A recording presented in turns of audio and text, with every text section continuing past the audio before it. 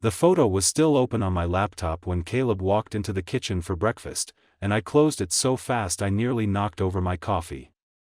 My name is Grant Whitfield. I'm 39, I analyze risk models for a living. I spend my days finding the small anomaly buried in 1,000 rows of clean data, and somehow, for 4 months, I missed the anomaly sitting across the dinner table from me every night.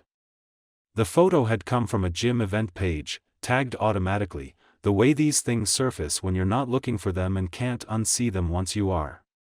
My wife, Melissa, 37, laughing with her head tipped back, one hand flat against the chest of a man I recognized instantly, Trent Ashford, the head coach at Ironclad Tribe, the wellness collective she'd been part of for almost a year.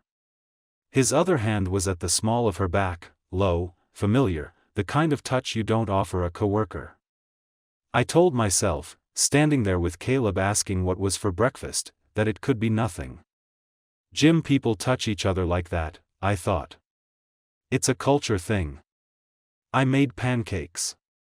I said good morning to my wife when she came downstairs in her ironclad hoodie, smelling like the eucalyptus soap she'd started using after she joined that gym, and I didn't say a word about the photo. That's the first thing I have to admit about myself. Before this story goes any further, I am a man who is very good at building a spreadsheet of reasons not to look at the thing directly in front of him. Melissa and I had been married 10 years by then. We met the ordinary way, through mutual friends, and built the ordinary things together, a house in a decent school district, a marriage that worked because we didn't ask it to be extraordinary, just steady. She'd always liked fitness, but something shifted about a year earlier, when a friend from her old gym invited her to a community event hosted by Ironclad Tribe, part workout class, part something else I didn't have language for yet. She came home that first night different. Lighter, somehow, and also more distant, in a way I couldn't articulate at the time and wouldn't understand for months. I asked her about the photo that evening, finally, after Caleb had gone up to do homework. I kept my voice light, almost joking. Who's the guy with his hand on your back in that gym photo? Something crossed her face, not guilt exactly, something faster and more practiced, like a door closing before you'd fully seen what was behind it. That's Trent. He's my coach. It's just how we hug at the collective, Grant, it's a whole thing, everyone touches like that, it's part of breaking down physical barriers. Breaking down physical barriers, I repeated.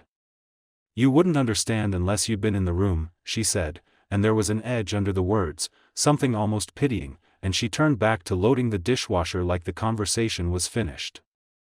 I let it be finished. I want to stop here and say clearly, I let it be finished, that night, because some part of me had already decided I didn't want to know what breaking down physical barriers actually meant, and not knowing, in that moment, felt survivable in a way that knowing didn't. I went to bed early. Melissa stayed up, phone in hand, the blue light of the screen throwing shadows across the bedroom ceiling long after I'd closed my eyes. I lay there listening to the small clicks of her typing, telling myself it was nothing, that this was simply who she'd become since Ironclad, a woman who processed her day through a screen instead of through me. I fell asleep before she came to bed. I don't know what time that was. It would be weeks before I understood. I probably didn't want to know. The next morning, over coffee, Caleb, 9 years old, sharper than any of us gave him credit for, looked up from his cereal and asked, out of nowhere, in the flat, curious way kids ask the questions adults spend years avoiding, "Mom, why don't you wear your ring anymore?" Melissa's hand went instinctively to her bare finger. She laughed it off, something about lotion, about how the ring irritated her skin during workouts, a whole small paragraph of explanation that arrived far too quickly and far too smoothly for a question that should have surprised her. I watched her hand, the bare finger, the ring nowhere in sight, and I felt something shift in my chest that I couldn't yet name. I didn't say anything. I finished my coffee. I drove to work with the radio off, the silence in the car doing more talking than either of us had managed in weeks, and somewhere on that drive I understood, without fully admitting it to myself yet, that my son had just asked the question I'd been too afraid to ask for over a month. The ring didn't reappear. That was the first thing I tracked, quietly, the way I'd track any anomaly in a dataset, establishing the baseline before I trusted myself to name the deviation. Melissa's vocabulary had been changing for months. I realized now that I was actually paying attention. She'd started using phrases that weren't hers: holding space, somatic release, redefining fidelity as an evolving container, language lifted wholesale from somewhere else, delivered with the flat confidence of something memorized rather than believed. The first time she used the phrase, redefining fidelity, almost in passing, describing something Trent had said at a group session, I actually laughed, thinking she was joking. She wasn't joking. Her face, when I laughed, went cold in a way I hadn't seen from her before. "You wouldn't get it," she said again, that phrase becoming a kind of wall she erected whenever I asked a direct question, a wall I noticed but told myself was just gym jargon, just enthusiasm, just Melissa finding a new hobby the way people do. I didn't ask. Not because I didn't want to know. Because some part of me had already started building a version of events where this was a phase, a friend group, an intense new interest that would eventually cool the way her interest in pottery had cooled 2 years earlier, and marathon training the year before that. I was betting my marriage on a pattern that had, until now, always held. Her schedule shifted. Ironclad sessions 3 nights a week became 4, then 5, plus weekend retreats that ran Saturday morning into Sunday evening, plus something called integration calls that happened on the phone, door closed, voice pitched low enough that I only caught fragments through the wall, Trent's name, more than once, in a tone I didn't recognize from the woman who used to argue with me about paint colors and whose voice, with me, had gone strangely flat and efficient, like she was managing a business relationship instead of living inside a marriage. Her best friend at the gym, a woman named Paige, started showing up at our house more, not to see me, obviously, but to collect Melissa for sessions, always waiting in the driveway rather than coming inside, always giving me a look through the car window that I read, at the time, as simple awkwardness, and would later understand as something closer to complicity. I want to stop here for a second. Because if you've ever watched someone you love start speaking in a language you don't recognize, not cruel, not obviously hostile, just foreign, borrowed from somewhere you're not invited into, you know exactly how lonely that particular silence is. It isn't an argument. There's nothing to argue with. It's just distance, growing one unfamiliar phrase at a time, until you realize you're sharing a house with someone whose internal vocabulary has quietly stopped including you. One night in late spring, I found a notebook of hers on the kitchen counter, left open by accident, pages of handwritten notes from what looked like a group session, phrases circled and underlined. The marriage container is not sacred, it is a construct. Attachment to monogamy is often trauma-based. Trent says growth requires discomfort we've been taught to call betrayal. I read that last line 3 times. I remember exactly how the kitchen light looked that night, too bright, almost clinical, the way it always looked after 10 p.m. when everyone else had gone to bed and I was alone with something I didn't yet have the courage to name. I put the notebook back exactly where I'd found it. I told myself I needed more before I said anything. That was true. It was also, underneath, another version of the same old cowardice. I was terrified that if I said something now, with only a notebook and a missing ring and a changed vocabulary, she'd simply deny it all, wall up completely, and I'd have shown my hand for nothing. She told me, much later, what those spring months had actually felt like from her side. I remember the first retreat, in April, sitting in a circle with maybe 30 of us, Trent walking around the room asking each of us what we were still protecting that no longer served us. When he got to me, I don't know why, but I said, my marriage, and something in the room shifted, like I'd finally said the true thing out loud, the thing everyone else could see and I'd been too scared to name. Trent didn't say anything cruel. He just looked at me and said, that took courage, and I felt something crack open in my chest that had been sealed shut for years, not about Grant specifically, just about myself, about how small I'd let myself become. I told myself what happened after that retreat wasn't really about Trent. It was about finally being seen. I believed that, for a while. I needed to believe it, because the alternative was admitting I was doing something I knew, underneath everything, was wrong. That's what she told me. I had no idea, standing in my kitchen reading her notebook by refrigerator light, that she'd already crossed a line I hadn't even imagined existed yet. By June, Caleb had started asking his own quiet questions, not about the ring again, but smaller things. Why Mom smelled different when she came home late. Why she'd started sleeping in the guest room, so she wouldn't wake Dad, a habit that had begun 3 weeks earlier and that I'd accepted without argument, another small surrender I didn't examine closely enough at the time. I called it exhaustion, that guest room thing. I wouldn't call it that now.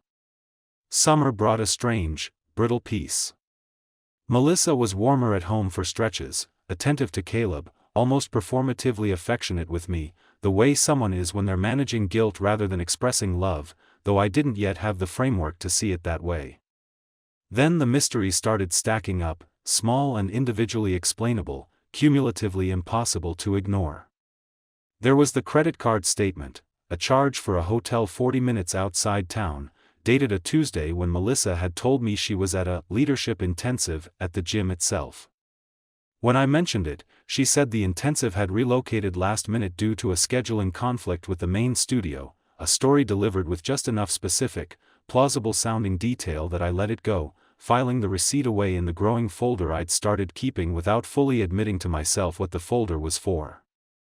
There was the new phone passcode, changed without explanation from our anniversary date, which she'd used for years, to something I didn't know and, when I asked, she brushed off as, just being more mindful about boundaries, another borrowed phrase delivered with that same flat, rehearsed confidence. There was a moment in July when Trent Ashford himself showed up at our son's Little League game, not with the gym group, alone, standing near the fence with a coffee, watching. Melissa saw him before I did. I noticed her spine straighten, her hand go briefly to her hair, a small unconscious grooming gesture I'd seen her make exactly one other time in 10 years of marriage, on our second date. She crossed the field to talk to him for maybe 90 seconds. When she came back, she said he was just checking in. He does that for all his clients' families, and I nodded, and inside something tightened that I still couldn't name, not yet, though it was getting harder to call it nothing. That was the first time I truly started to doubt, not the affair itself, which I still hadn't let myself fully imagine, but something more foundational, whether the woman I'd married for 10 years was still, in any meaningful sense, the person standing in front of me. I made a mistake that month, one I still think about.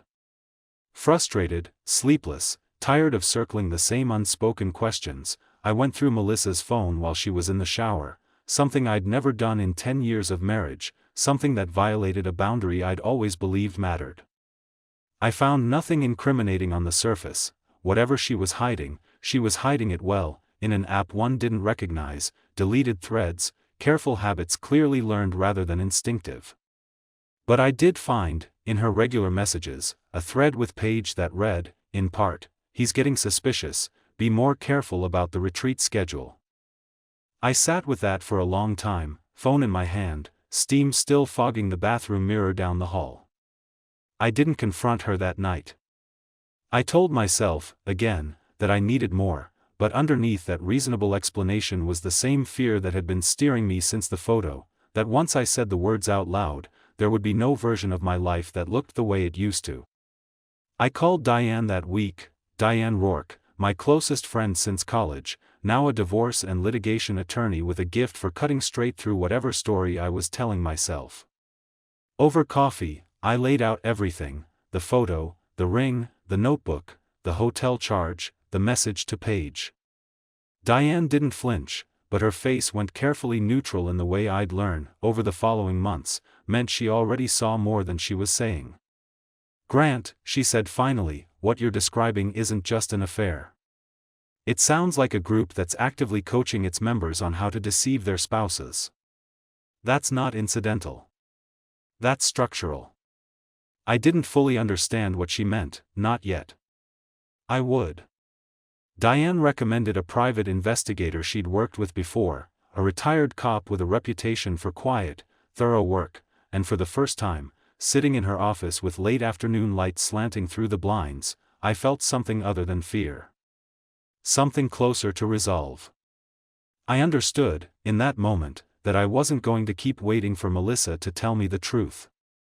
I was going to find it myself, and I was going to do it carefully enough that when I finally confronted her, there would be nothing left for her to explain away. That detail seemed insignificant at the time, the message to Paige, 3 words, "Be more careful," but it wasn't. It was the first piece of hard evidence that this wasn't confusion or drift. Someone was actively managing what I was allowed to see. The PI's name doesn't matter much to this story. He asked to stay out of it, and I've honored that, but what he found, over 6 careful weeks that fall, changed the entire shape of what I understood I was dealing with.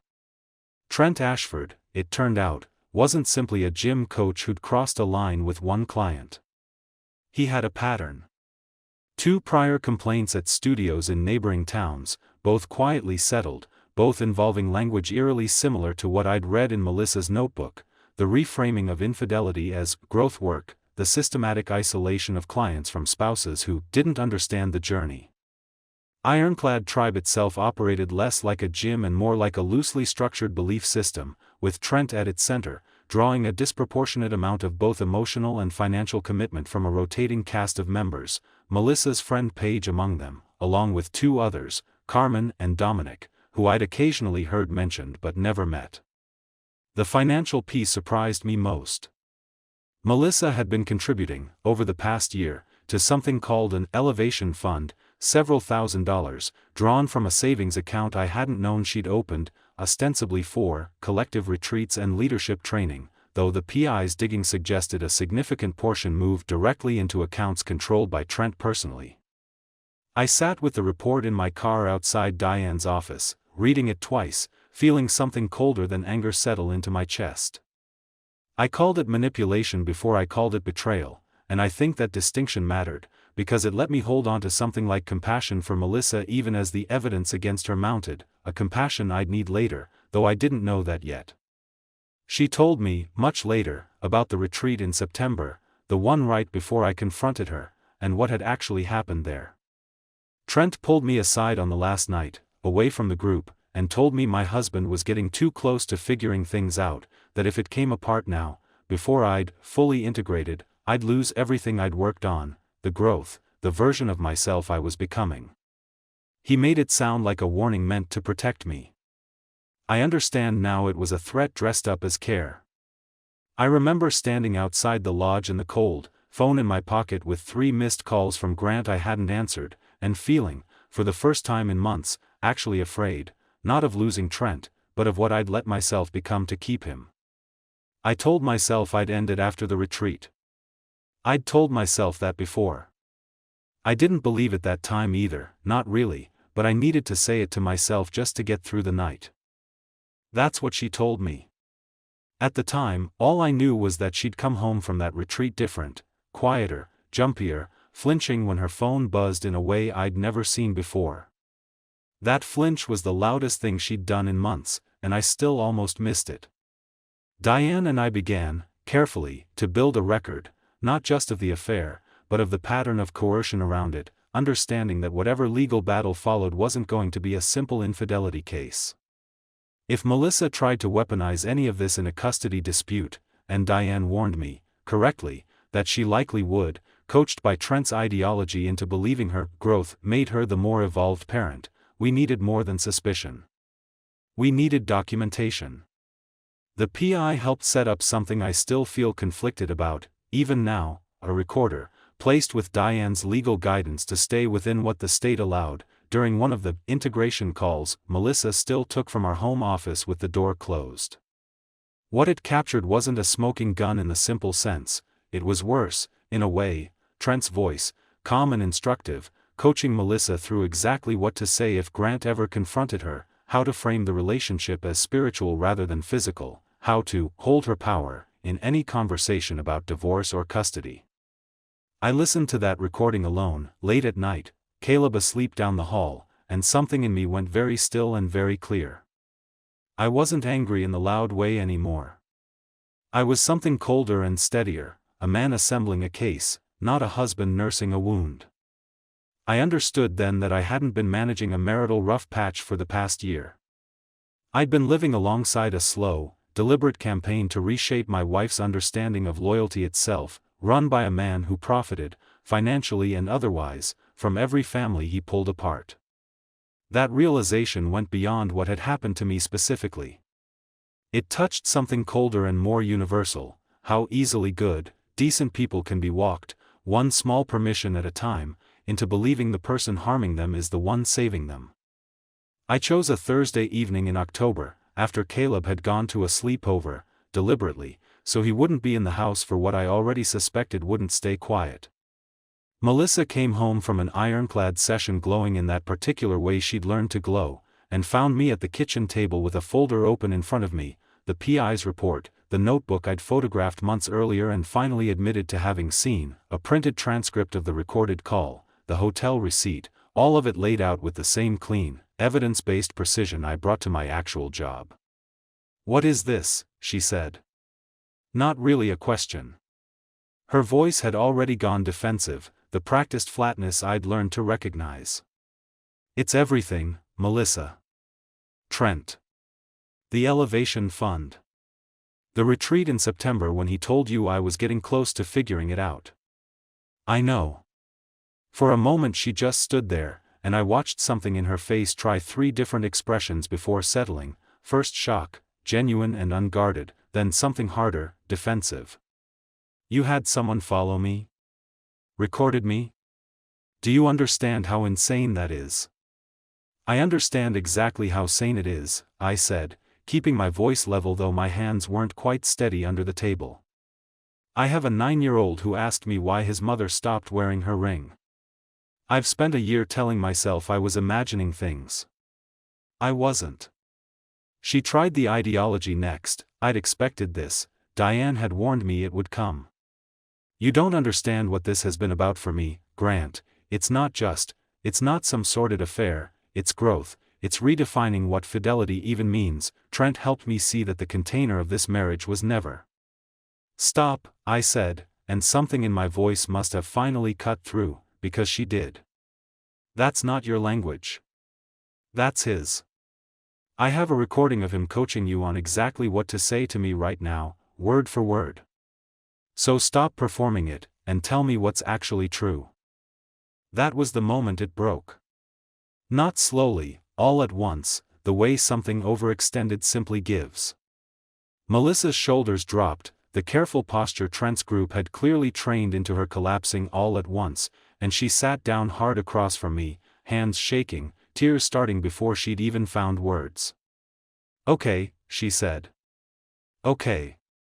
You want to know how it actually started?" She finally spoke. "This is what she told me. It started at that first retreat, almost a year ago now. I was standing in a room full of strangers, and Trent asked me what I was still protecting that no longer served me, and I said my marriage, not because I meant it, I don't think, but because it was the scariest true thing I could say out loud, and everyone in that room looked at me like I'd finally done something brave. I'd forgotten what that felt like, Grant, being looked at like that. The first time he kissed me was after a late session, in the parking lot, and I told myself it didn't count because it was part of the work, part of breaking down the walls we're taught to call boundaries. That's what I told myself, every single time, that this was growth, not betrayal, that I was becoming more myself, not less loyal. I kept going back because stopping felt like admitting I'd been lying to myself for months, and I wasn't ready to look at that yet. The Elevation Fund, I told myself it was an investment in my own development, not money I was taking from our family. I was so afraid of you finding out that I started rehearsing explanations in the shower, in the car, anywhere I was alone. And the shame, Grant, I couldn't look at Caleb's drawings on the fridge some mornings. I'd stand there making his lunch with Trent's voice still in my head from the night before, and I'd feel something in my stomach that I now understand was just plain guilt, dressed up in all this language about growth so I wouldn't have to call it what it was. I tried to end it once, in August, and Trent talked me out of it within a day, told me I was self-sabotaging my own progress. I believed him. I think some part of me wanted to believe him, because the alternative was admitting how far I'd let this go. That's what she told me. I sat across from her at the table where we'd built 10 years of ordinary life, and I felt something that wasn't quite anger and wasn't quite grief, a kind of exhausted clarity, the sense of finally seeing, in full, a shape I'd only been allowed to glimpse in fragments for a year. I understood then that denial isn't weakness. It's a decision.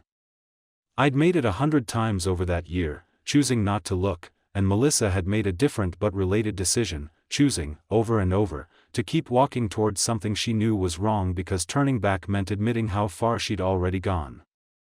I told her, calmly, that I was filing for divorce.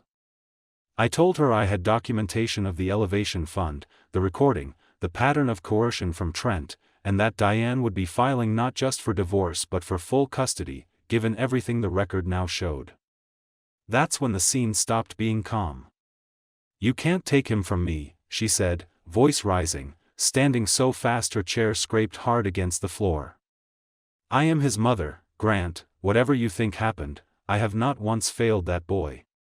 You slept in the guest room for 3 months so you wouldn't have to explain where you'd been," I said.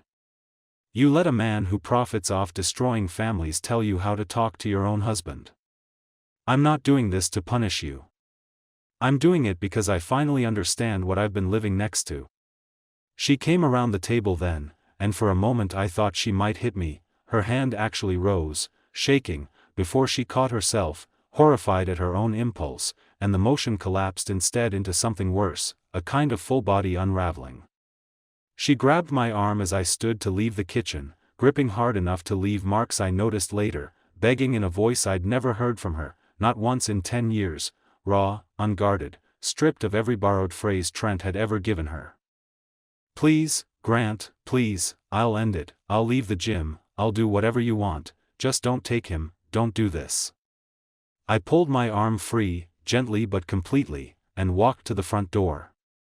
She followed me out onto the porch, into the cold October air, still in her ironclad hoodie, mascara running in dark tracks down her face, and by the time I reached the driveway she had gone down onto her knees on the concrete, sobbing in a way that no longer had any performance left in it at all, just raw, ugly, real grief, finally arriving now that it was too late to matter. "I'm sorry," she said, over and over, to my back. "I'm so sorry, please." I got in my car. I didn't look back at her kneeling there in the driveway. I drove to Diane's office, because Diane had told me, weeks earlier, to come straight to her the moment the confrontation happened, and I sat in her waiting room at 9 at night, hands finally shaking now that there was no one left to perform steadiness for, and I let myself feel, for the first time in a year, the full weight of everything I'd been carrying alone. The front door of our house, I learned later from a neighbor, had been left standing open for almost 20 minutes after I drove away, Melissa still on the driveway in the cold, unable, for a while, to make herself go back inside to a house that had just permanently stopped being what she'd always assumed it would remain. The months that followed moved with the strange, procedural quiet that follows every loud rupture. Diane filed for divorce that week, and the custody dispute Melissa had threatened during our confrontation dissolved almost as soon as it began. Her own attorney, reviewing the recording and the Elevation Fund documentation, quietly advised her that pursuing shared custody aggressively would only expose more of the ironclad pattern in open court, and within a month, her position had collapsed to accepting standard visitation without a fight. The PI's findings didn't stay contained to our family. Diane, working with 2 other attorneys who'd separately begun circling Ironclad Tribe after complaints from other members' spouses, helped bring the full pattern into daylight: the Elevation Fund, the coordinated coaching scripts, the prior settled complaints Trent had managed to keep quiet for years. Ironclad folded within 4 months, its studio lease terminated, its remaining members, Paige, Carmen, Dominic among them, scattering, several filing their own complaints once the shield of the group's shared belief system finally cracked. Trent Ashford lost his certification, faced 2 separate civil suits from former clients, and by spring had left the state entirely, his name attached, in the small circles that mattered to him professionally, to a reputation he'd never fully outrun. Melissa lost more than the marriage.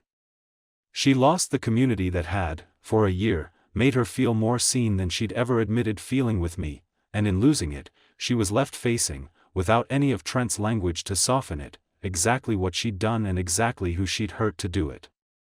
She reached out twice that winter, once by letter, once through a mutual friend, asking for a conversation, for forgiveness, for some version of reconciliation. I read the letter. I didn't respond to it. Some doors, once you've stood on the other side of them and finally seen clearly what was there, don't close back into the shape they used to be. Caleb struggled that first year, quieter for a while, prone to asking sudden, sharp questions at unexpected moments, the way children process things obliquely, sideways, when they don't yet have the direct language for what they're feeling. But he stabilized, gradually, the way kids do when the adults around them stop lying to each other and start, finally, being honest about what's actually happening. His relationship with his mother found a new, more limited shape, regular visitation, careful, watchful on my part for a long time, though by the following summer I'd started to trust that whatever damage Trent's ideology had done to her judgment, her love for Caleb himself had never actually been the lie. I think often about the notebook I found that spring night, the phrase circled twice in her handwriting: attachment to monogamy is often trauma-based. I called it gym enthusiasm at the time. I wouldn't call it that now. I'd call it the clearest warning I had, months before the confrontation, and I let it pass because naming it meant accepting a version of my marriage I wasn't ready to hold yet. I understand something now I didn't understand a year ago. I'd spent most of that year being good at exactly the wrong things, good at not asking, good at building explanations instead of demanding answers, good at making a slow unraveling look, from the outside, like an ordinary marriage under ordinary strain. I wasn't protecting my family by staying quiet. I was just delaying the moment I'd finally have to look directly at something I already, somewhere underneath, knew.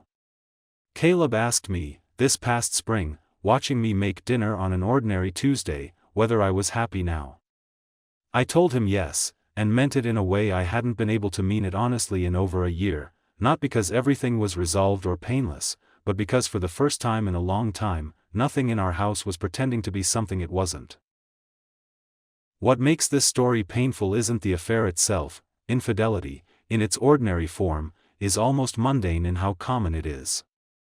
What makes it painful is watching a genuinely intelligent, capable woman get systematically talked out of her own judgment by someone who understood exactly which language to use to make betrayal sound like liberation. Trent didn't need to lie to Melissa in any crude sense. He simply needed to give her new words for an old choice, and the new words did the rest of the work themselves.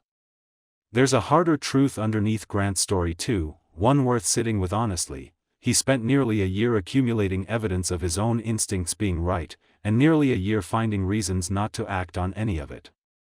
That isn't weakness in any simple sense, it's what happens when the cost of being right feels, for a long time, higher than the cost of staying unsure. The turning point wasn't a single piece of evidence. It was the accumulated weight of small, specific details, a missing ring, a borrowed vocabulary, a flinch at a phone buzzing, that finally became too heavy to keep filing away as coincidence. What this story reveals about groups like Ironclad Tribe is worth naming plainly. Coercive ideologies don't usually announce themselves as coercive. They announce themselves as growth, as community, as finally being seen. The people most vulnerable to them aren't foolish. They're often, like Melissa, people who'd quietly stopped feeling seen somewhere else first, and found someone willing to exploit exactly that gap.